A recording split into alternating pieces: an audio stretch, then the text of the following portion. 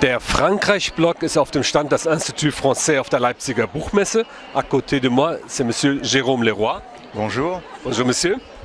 Votre roman Le Blog est traduit par Cornelia Wind. Il paraît aux éditions Nautilus. Et maintenant, je vais afficher la couverture en allemand.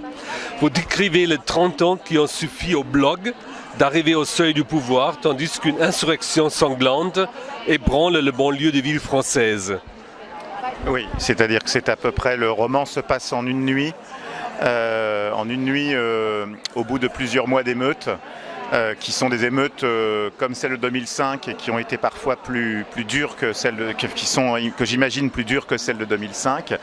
Et au cours de cette nuit, l'extrême droite est appelée au gouvernement. Enfin, on négocie en tout cas pour qu'elle soit appelée au gouvernement.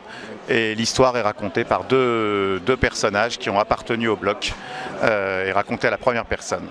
L'un est un haut responsable du parti et l'autre est disons un activiste plus à la base et qui est chef du service d'ordre. Vous parlons rapidement des caractères. C'était Antoine Ménard et l'autre c'est Stanko.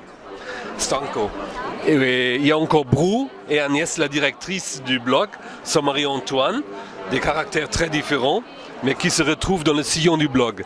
Et que le blog fédère à peu près de différents courants, n'est-ce pas? Oui, alors c'est-à-dire que ce que j'ai essayé de montrer aussi d'un point de vue plus politique, c'est que l'extrême droite française aujourd'hui, enfin le principal parti qui la représente, est à l'origine, en 62, quand il a été créé en 72 par Jean-Marie Le Pen, ce parti en fait recouvre des sensibilités extrêmement différentes, voire radicalement opposées.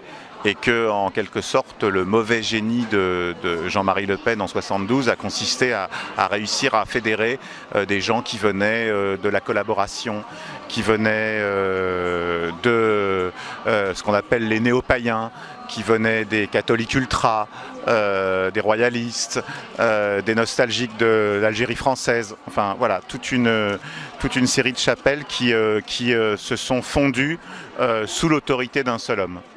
Et donc ce n'était pas un courant novateur?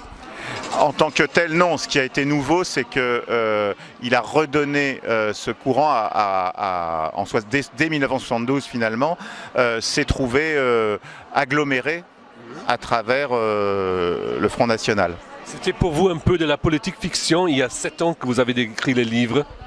Alors, le problème, c'est que, je ne sais pas si c'est de la politique fiction, c'était plutôt un présent possible. Voilà, c'est différent. C'est pas l'idée d'un futur lointain ou même proche. C'était l'idée d'un présent possible, d'un présent. Voilà ce qui pouvait se passer si, à ce moment-là. Et je serais tenté de dire, voilà ce qui peut toujours se passer si, parce que précisément, je décris notamment dans le début du roman comment la France est divisée en communautés qui ont peur les unes des autres et sur lesquelles des hommes politiques jouent extrêmement cyniquement sur cette peur. Est-ce que vous êtes surpris de l'actualité aujourd'hui? Hélas non. Hélas non. Enfin, simplement, ce qui était, ça fait quand même 30 ans qu'on voit monter de manière régulière et continue ce mouvement. Vous racontez le bloc de l'intérieur. C'est un avantage pour mieux expliquer la montée du populisme? Oui, c'est-à-dire que moi, ce qui m'a toujours posé problème dans les romans qui ont parlé de l'extrême droite, c'était une posture morale des auteurs au départ, qui, à mon avis, est tout sauf convaincante, dans la mesure où ça dessinerait clairement le bien, le mal, en oubliant au passage la complexité des individus, des itinéraires, et surtout en étant persuadé presque de manière arrogante d'être dans le camp du bien. Or, un écrivain, c'est quelqu'un de modeste, c'est quelqu'un qui tente de montrer. C'est-à-dire que moi, bien sûr que j'ai mon avis, bien sûr que mon engagement de citoyen est radicalement opposé à celui du bloc, mais le roman n'est pas le lieu de la leçon de morale. Et le meilleur moyen encore de comprendre de comprendre ce qui se passe vraiment, c'est d'essayer de comprendre ce que pensent les gens qui y sont. D'essayer de plonger dans leur psyché. Et c'est peut-être ça seulement le roman qui peut le permettre. Votre roman est aussi un avertissement. Est-ce qu'on a sous-évalué depuis plusieurs décennies presque la montée de l'extrême droite? Je ne sais pas si on l'a sous-estimé. Je sais qu'il y a eu des périodes où elle a été instrumentalisée pour faire peur justement et pousser à un vote utile, etc. Et dire que voilà, c'était ou c'était eux, ou c'était nous, ou c'était le système en gros, et en ne laissant pas d'autres alternatives. Donc je ne crois pas que ça a été sous-estimé. Parfois ça a été instrumentalisé. Tout le monde, plein de gens bien plus compétents que moi ont compris, ont analysé les causes sociologiques, économiques de la montée de ce mouvement. Il n'a pas été sous-estimé. Le problème, il est qu'il n'y a jamais eu de réponse adéquate. Et c'est pas à moi de la donner parce que moi, encore une fois, je suis juste quelqu'un qui peut rendre compte du désastre.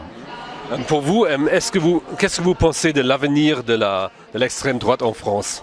L'avenir même. Il y a ce que je pense, il y a ce que je souhaite. Vous pensez la même chose. Craignez. Oui, alors en l'occurrence, les pensées seraient plutôt de l'ordre de la crainte, parce que quel que soit le résultat de nos élections présidentielles, qui sont quand même toutes proches, quel que soit ce résultat-là, le problème ne va pas disparaître du jour au lendemain, de toute façon. C'est-à-dire que il n'y aura pas de coup de baguette magique.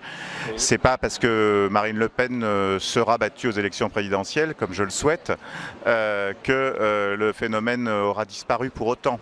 Ce serait possible s'il y a trop d'abstentionnistes qu'elle pourrait gagner? Je suis pas un politologue. Je suis pas un politologue, je sais pas. Pour regarder les choses de près, c'est peut-être la première fois qu'on pourrait imaginer le pire de manière assez sans faire dans la science-fiction et sans jouer sur la peur des gens. Je viens d'une région où par exemple le Front National a fait 42% au premier tour des élections régionales en 2015 et où il a été battu de justesse parce que toutes les listes de gauche se sont retirées. Donc ça va pas durer indéfiniment, cette façon de lutter contre l'extrême droite en disant tout sauf eux, ça va pas lui. Voilà, donc il peut effectivement y avoir un risque d'abstention, oui. Merci beaucoup, messieurs. Je vous en prie.